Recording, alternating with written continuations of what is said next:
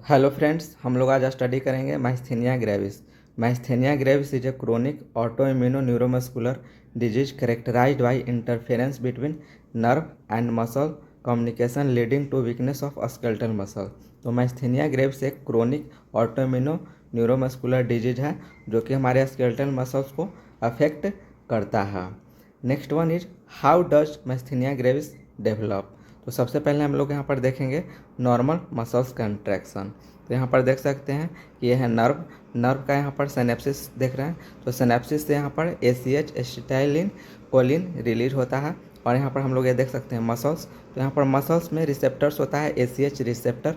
और जो नर्व है, नर्व से हमारा नर्व है, नर्व से रिलीज होगा ACH मैसेंजर्स।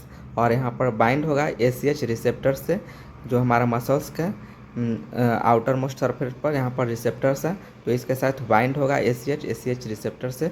हमारा जो नॉर्मल फंक्शन है जो मसल्स कंट्रैक्शन का, वो हमारा नॉर्मल मसल्स का कंट्रैक्शन होगा। But in case of myasthenia gravis, जो यहाँ पर देख रहे हैं नर्व से जो यहाँ पर ACH रिलीज हो रहा है, बट यहाँ पर जो ACH रिसेप्टर है, ACH रिसेप्टर के अगेंस्ट में जब हमारा बॉडी एंटीबॉडीज बना लेता है, तो इसके कारण जो ACH है वो ACH रिसेप्टर से अच्छे से बाइंड नहीं हो पाएगा।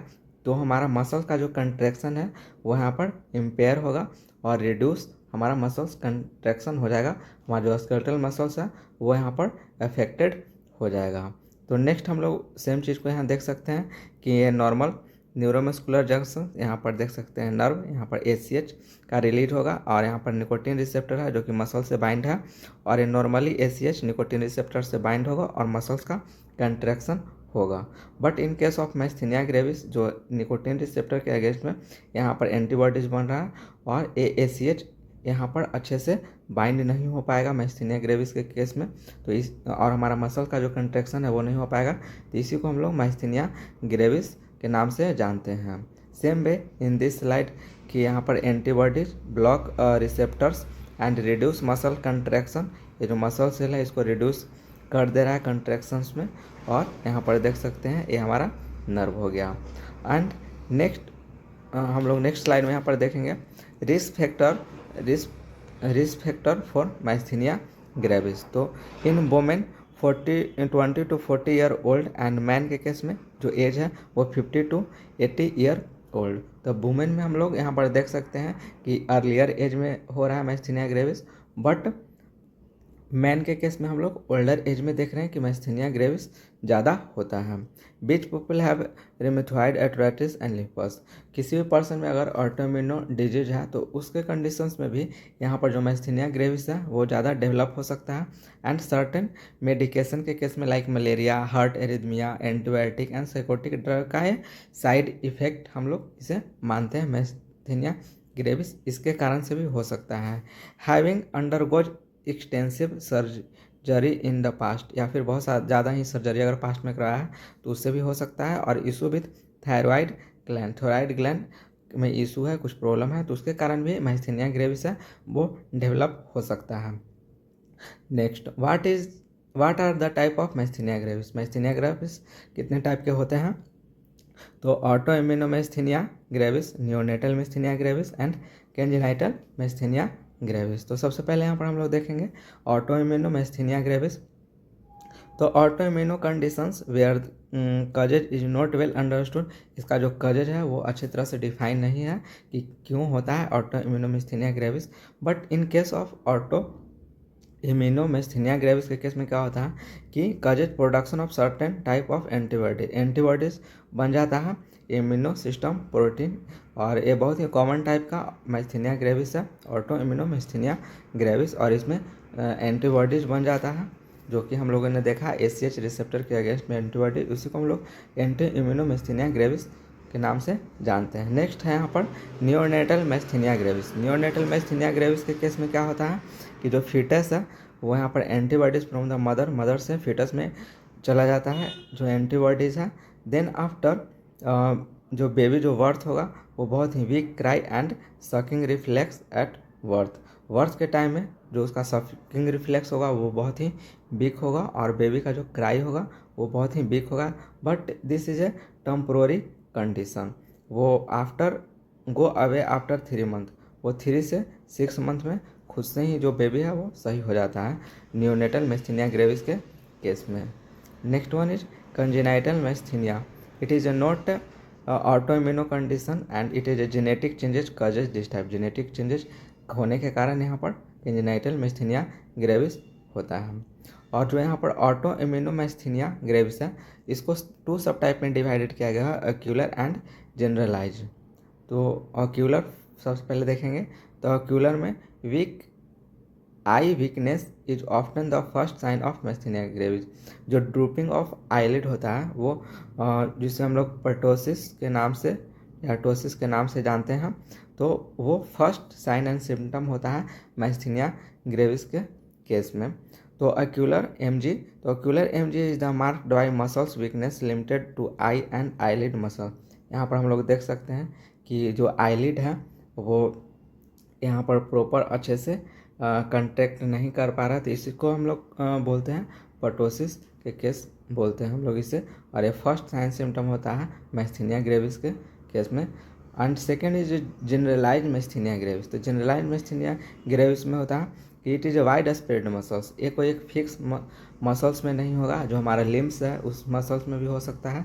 और ये हमें मतलब चलने में अच्छे से हम लोग इसमें चलने में बैठने में कुछ काम करने में हम लोग को ज़्यादा ही प्रॉब्लम्स हो सकता है। तो यही होता है जनरलाइज मैस्थीनिया ग्रेविस के केस में। Characterise by wide spread muscles weakness, it is not restricted to particular muscles group, the most commonly type of the MG also typically to most severe. And muscles weakness affect your eye muscles, other face, neck, arm, leg and throat. Difficult to speak, swallow, lift arm lift arm over head, stand up, sitting position, walking long distance and climbing stairs. तो generalise myasthenia gravis के case में जो हमारे muscles हैं, बहुत सारे जो muscles and group of muscles affected होते हैं, हमारा जो नॉर्मल जो फंक्शन है हमारे बॉडी का वो सब में भी हम लोगों को वर्क करने में इससे इशू होता है, प्रॉब्लम होता है हमें। What are the symptoms, what is the symptom of myasthenia gravis? तो लिम्ब वीकनेस हो सकता है and trouble in walking, walking करने में प्रॉब्लम हो सकता है। डिफ़िकल्ट टू स्पीक, बोलने में प्रॉब्लम होता है। लीडिंग टू स्लरी स्पीच, अच्छे से मतलब उसका जो वॉइस है वो क्लियर नहीं रहेगा। And difficult to swallow causes, increase risk of choking, choking भी हो सकता है in some case but it is very rare case. And symptoms, इसके और भी सिम्टम देखते हैं हम लोग। तो मसल्स वीकनेस, फिजिकल फैटिग, थकान महसूस होगा, ये हमारा जो फर्स्ट साइन सिम्टम है। आईलिड ड्रूपिंग जिसे हम लोग पर्टोसिस के नाम से जानते हैं। Double vision and blurring vision. Facial muscles weakness result to problem like smiling and facial expression को अच्छे से नहीं दे पाएगा उसके फेशियल मसल्स वीकनेस होने के कारण। एंड नेक्स्ट हम लोग देखते हैं कि हम लोग जो एमजी है मैस्थीनिया ग्रेविस है उसको डायग्नोसिस कैसे करते हैं। तो 85% ACH इज अगेंस्ट एंटीबॉडी, जो हमारा ऑटोइम्यूनो है उसमें एंटीबॉडीज बन जाता है ACH रिसेप्टर के अगेंस्ट। हम लोग एंटीबॉडीज टेस्ट करवाएंगे तो बहुत सारा जो बीमारी है उससे ही हम लोग पता कर सकते हैं। फिर second CT scan, MRI, EMG electromyography. Electromyography में हम लोग क्या करते हैं कि नर्व एंड मसल्स में कितना अच्छा कोऑर्डिनेशंस है और मसल्स कितने अच्छे से वर्क कर रहे हैं, तो यहाँ पर EMG से हम लोग पता करते हैं। और 56% मसल स्पेसिफिक काइनेस, तो उसका भी हम लोग टेस्ट कराते हैं। लंग फंक्शन टेस्ट हम लोग करवा सकते हैं कि हमारा जो रेस्पिरेटरी मसल्स है वो उसमें तो कोई प्रॉब्लम या अफेक्टेड नहीं हुआ है, क्योंकि रेस्पिरेटरी मसल्स अगर इफेक्ट होगा तो this is a very life threatening condition. तो इसलिए हम लोग इसमें देखते हैं LFT भी करवा सकते हैं एंड आइस पैक टेस्ट भी करवा सकते हैं। जब ड्रूपिंग ऑफ आई लीड होने लग जाता है तो उस केस में हम लोग आइस पैक टेस्ट भी करवाते हैं। और नेक्स्ट हम लोग यहाँ पर देखेंगे स्टेजेज ऑफ मैस्थीनिया ग्रेविस। तो class 1 muscles weakness only I का यहाँ पर मसल सिर्फ वीकनेस होगा। एंड क्लास 2 में माइल्ड, यहाँ पर muscles weakness is mild. Third class में मॉडरेट एंड फोर्थ में सीवियर एंड फिफ्थ में रेस्पिरेटरी मसल्स अफेक्ट हो सकता है और ये लाइफ थ्रेटनिंग कंडीशन हो सकता है किसी भी पर्सन के लिए। तो ये 5 टाइप ऑफ स्टेजेस होता है एमजी का मैस्थीनिया ग्रेविस का। तो हम लोग अब मैस्थीनिया ग्रेविस को मैनेजमेंट कैसे करेंगे? तो फर्स्ट इसका मैनेजमेंट में आता है प्लाज्मा फिरोसिस। तो सबसे पहले तो मैस्थीनिया ग्रेविस को अगर मैनेजमेंट करना है तो क्या है कि अर्लियर टाइम में या कभी भी जब भी जो पर्सन है जो एमजी से सफ़र कर रहा है, तो जब वो एनर्जेटिक या थोड़ा अच्छा फील करे तो अपने सभी कामों को टाइम से मतलब कर ले in earlier morning to up to afternoon. Then after हम लोग नेक्स्ट देखते हैं कि और कैसे हम लोग उसका मैनेजमेंट कर सकते हैं। तो फर्स्ट हो गया प्लाज्मा फेरोसिस।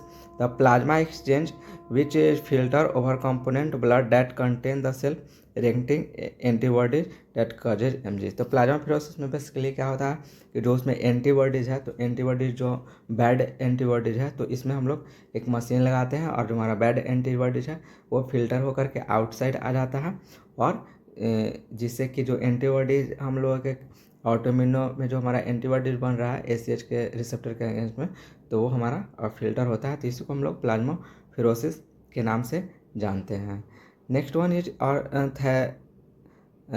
थायमैक्टोमी कर सकते हैं। थायमैक्टोमी सर्जरी का remove thymus gland which reduce the antibodies. यहाँ पर एंटीबॉडीज को ही मैनेज करना है तो थायमैक्टोमी कर सकते हैं।